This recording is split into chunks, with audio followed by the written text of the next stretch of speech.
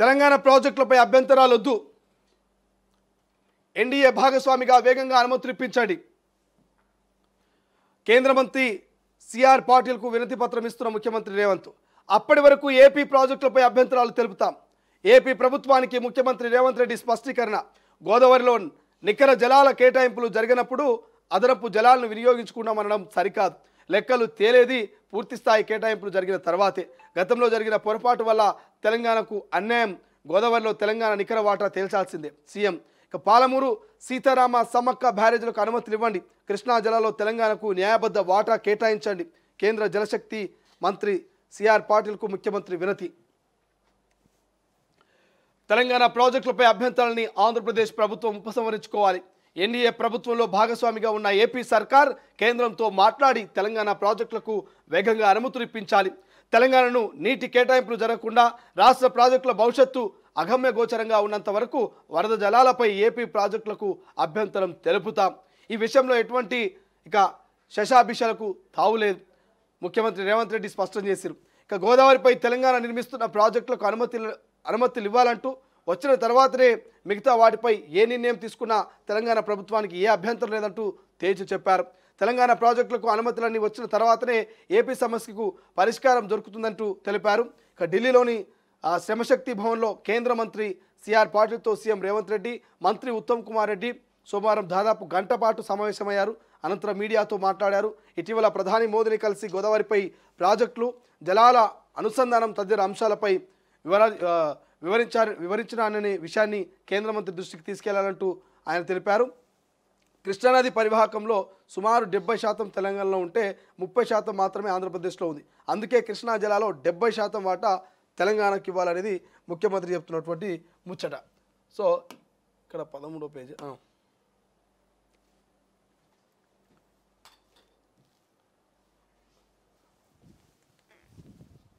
Right. ఇక నిన్న చూస్తా ఉన్నాం కదా, రాష్ట్రానికి కేటాయించాలి. కేంద్ర మంత్రి సిఆర్ పాటిల్కు సీఎం రేవంత్ రెడ్డి విజ్ఞప్తి చేశారు. కృష్ణా జలాల్లో తెలంగాణకు న్యాయబద్ధమైన వాటా కేటాయించాలని కోరారు. తెలంగాణ వాటా నికర జలాలను తేల్చిన తర్వాతే గోదావరిపై ఏపీ నిర్మిస్తున్న ప్రాజెక్టులపై నిర్ణయం తీసుకోవాలంటూ విజ్ఞప్తి చేశారు. కృష్ణా పరివాహక ప్రాంతాల్లో తెలంగాణలో ఎక్కువగా ఉన్నప్పటికీ కేఆర్ఎంబీ పక్షపాత ధోరణితో ఏపీకి 66%, తెలంగాణకు 34% నీటిని కేటాయించిందని, ఫలితంగా అనేక సంవత్సరాలుగా తాము నష్టపోతున్నామంటూ ఈ ఏడాది సైతం తమకు కేటాయించిన మొత్తానికి నీటిని ఏపీ తరలించుకుపోతుందని ఆరోపించారు. ఇకపై ఏపీ తనకు కేటాయించిన వాటాకు కృష్ణా నీటిని తరలించుకునే చర్యలు కోరారు. అయితే కృష్ణా ప్రాజెక్టుల నుంచి నీటి విడుదలకు సంబంధించిన వెంటనే టెలిమెట్రీ యంత్రాలను ఏర్పాటు చేయాలని, అవసరమైతే అందుకయ్యే మొత్తాన్ని తామే భరిస్తామంటూ ఇక పునరుద్ధరించాల్సిన అవసరం ఉంది. అయితే పాలమూరు రంగారెడ్డి ఎత్తిపోతల పథకాన్ని 2022లోనే డిపిఆర్ సమర్పించాం. అయినా అనుమతులు ఇవ్వడానికి ఆలస్యం చేస్తున్నారు. అలాగే సీతారామ ఎత్తిపోతలు, సమ్మక్క సాగర్ బ్యారేజ్లకు కూడా అనుమతులు ఇవ్వలేదు. కానీ న్యాయస్థానాల పరిధిలో ఉన్నటువంటి అప్పర్ భద్రకు మాత్రం అనుమతులు ఇచ్చారు. సీతారామ, సమ్మక్క సాగర్లకు సిడబ్ల్యూసి సాంకేతిక సలహా మండలి అనుమతులు ఇప్పించాలి అంటూ కోరారు. అయితే పునర్విభజన చట్టం నిబంధనలకు విరుద్ధంగా ఏపీ ప్రభుత్వం బనకచర్ల పథకానికి రూపకల్పన చేసిందని, దీని సిడబ్ల్యూసి ఇక కేఆర్ఎంబీ అనుమతులు లేవని తెలిపారు. అపెక్స్ కౌన్సిల్లో దీనిపై ఎటువంటి చర్చ జరగలేదంటూ గుర్తు చేశారు. అయితే గోదావరిలో తెలంగాణ నికర జలాల వాటా తేల్చాలంటూ డిమాండ్ చేశారు. తెలంగాణ నీటి ప్రయోజనాలు కాపాడుకునే విషయంలో ఏమాత్రం రాజీ పడబోమని కేంద్ర మంత్రికి తేల్చి చెప్పారు. పాలమూరు సీతారామ, మొడికుంట వాగు, చనక కోరాట, చిన్న కాళేశ్వరం, ముక్తేశ్వర ఎత్తిపోతల పథకాలకు ఏఐబీపీ కింద ఆర్థిక సాయం చేయాలంటూ విజ్ఞప్తి చేశారు. తుమ్మిడిహెట్టి వద్ద ప్రాజెక్టు నిర్మిస్తామని, ముంపునకు సంబంధించిన మహారాష్ట్ర నుంచి అనుమతులు ఇప్పించాలంటూ విజ్ఞప్తి చేశారు. అదనపు జలాలను వాడుకుంటామనడం సరికాదు. సమ్మక్క సాగర్, సీతారామ సహా ఇతర ప్రాజెక్టులకు నికర జలాలు కేటాయింపులే జరగలేదని, అలాంటప్పుడు గోదావరిలో అదనపు నీళ్లున్నాయని, సముద్రంలో కలిసి ఆ నీళ్లను ఉపయోగించుకుంటామని ఆంధ్రప్రదేశ్ చెప్పడం సరికాదంటూ సీఎం రేవంత్ రెడ్డి మీడియాతో మాట్లాడుతూ వ్యాఖ్యానించారు.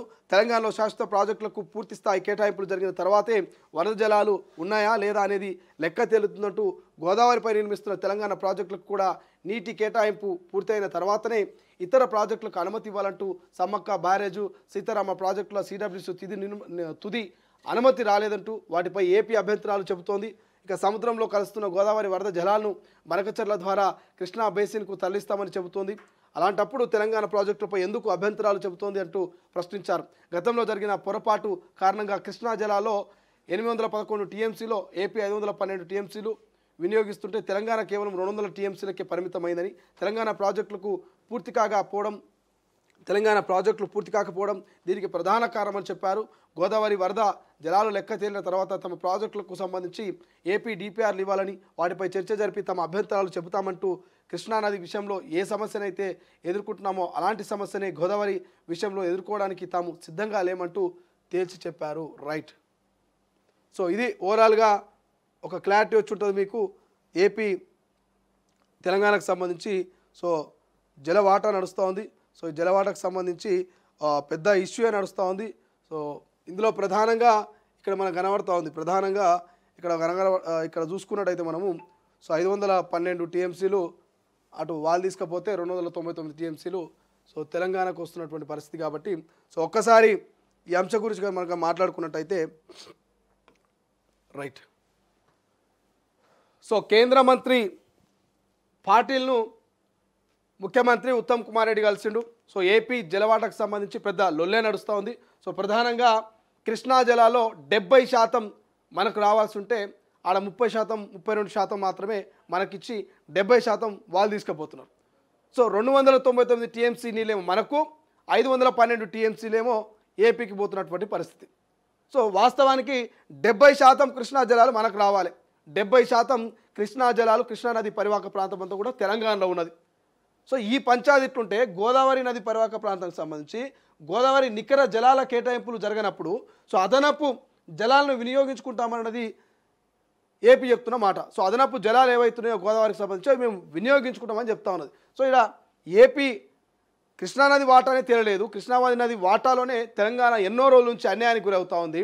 సో గత ప్రభుత్వం మాజీ ముఖ్యమంత్రి చేసినటువంటి ఒక సంతకము తెలంగాణ ప్రజల జల వాటాను వాడుకోవడానికి శాపంగా మారింది. కాబట్టి మరి ఈ గోదావరి నీళ్ళను కూడా వాడుకుంటామంటే తెలంగాణలో ఉన్నటువంటి ఇంకా 5-6 ప్రాజెక్టులు కూడా పెండింగ్లో ఉన్నాయి.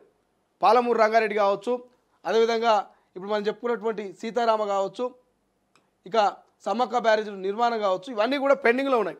ఇవన్నీ కనుక మనం ఏర్పాటు చేసుకుంటే అటు కృష్ణా వాటర్ను వాడుకోవచ్చు, ఇటు గోదావరి వాటర్ను వాడుకోవచ్చు. ఇవన్నీ కూడా మనం వాడుకోవడానికి అవకాశం ఉంటుంది. కానీ ఏపీ ఏం చేస్తూ ఉంది, తెలంగాణలో ఉన్నటువంటి ప్రాజెక్టులకు అక్కడి నుంచి అనుమతులు ఎట్లాగో రావట్లేదు. సో ఇక్కడ తెలంగాణలో ఎటువంటి ప్రాజెక్టు నిర్మాణం జరగట్లేదు. కాబట్టి ఆ గోదావరి నీరు కావచ్చు, ఇక కృష్ణా వాటర్ కావచ్చు సముద్రంలో వేస్ట్గా కలుస్తూ ఉన్నాయి. ఆ వేస్ట్ వాటర్ కలవకుండా మేము ఉపయోగించుకుంటామని ఒక కుంటి సాగు చూపించేటువంటి ప్రయత్నం చేస్తూ ఉంది. సో మన దగ్గర ప్రాజెక్టులు కంప్లీట్ అయితే సముద్రంలో ఎందుకు కలుస్తాయి నీళ్ళు? మన వాటాను మనం వాడుకుంటాం కదా. పాలమూరు రంగారెడ్డో లేకపోతే సీతారామనో లేకపోతే సమ్మక్క సాగరో సో ఇట్లా చెప్పుకుంటూ పోతే ఈ సమ్మక్క బ్యారేజ్కు ఇవన్నిటి కూడా కనుక మనం నిర్మించుకుంటే వీటన్నిటికీ పర్మిషన్స్ కనుక వస్తే సో పెండింగ్లో ఉన్నటువంటి ఆ పనులను కనుక పూర్తయితే సో ఇప్పుడు రంగారెడ్డి పాలమూరు పెండింగ్లో ఉన్నది, అవి కనుక పూర్తయితే దానికి కావాల్సినటువంటి నిధులు కేంద్రం కనుక ఇస్తే సో మన వాటర్ అనేది వేస్ట్ కాదు. మనకు రావాల్సినటువంటి వాటర్ని మనం వాడుకోవడానికి ఛాన్స్ ఉంటుంది. సో ఇక్కడ ముఖ్యమంత్రి రేవంత్ రెడ్డి ఏం చెప్తున్నాడు క్లియర్గా, ఎట్టి పరిస్థితుల్లో మా ప్రాజెక్టులు అనుమతి వచ్చిన తర్వాత మా ప్రాజెక్టులు షురు అయిన తర్వాత ఏమైనా ఉంటే వాటాలు పంచాలి. కానీ అప్పటి వరకు ఎట్టి పరిస్థితుల్లో సో ఏపీ ప్రాజెక్టుల మీద అభ్యంతరాలు మేము తెలుపుతూనే ఉంటాం, వాళ్ళకు మీరు అనుమతులు ఇవ్వద్దు. సో మా వాటా మాకు కావాల్సిందే. ఏపీ ప్రభుత్వానికి ముఖ్యమంత్రి ఇప్పటికే స్పష్టం చేసిండు. సో ఎన్డీఏ ప్రభుత్వంలో భాగస్వామ్యంలో ఉన్నటువంటి చంద్రబాబు నాయుడు సో ఎన్డీఏ ప్రభుత్వంలో భాగస్వామ్యం సో బీజేపీతో అల్లం బెల్లం ఉంటుంది. కాబట్టి సో దయచేసి తెలంగాణ రాష్ట్రానికి రావాల్సినటువంటి ఏవైతే ప్రాజెక్టును వాటికి మీరు సహకరించండి, వాటి మీద మీరు ఎన్డీఏ ప్రభుత్వానికి మద్దతుగా ఉన్నారు కాబట్టి వాటి మీద మీరు మాట్లాడి కొంత మాకు సహాయం చేయండి అని చెప్పేసి బాబును ముఖ్యమంత్రి రేవంత్ రెడ్డి రిక్వెస్ట్ చేస్తున్నాడు. ఏ రిక్వెస్ట్ చేసినా వినకపోతే యుద్ధమే. అదనపు జలాలను వినియోగించుకుంటామనడం సరికాదు.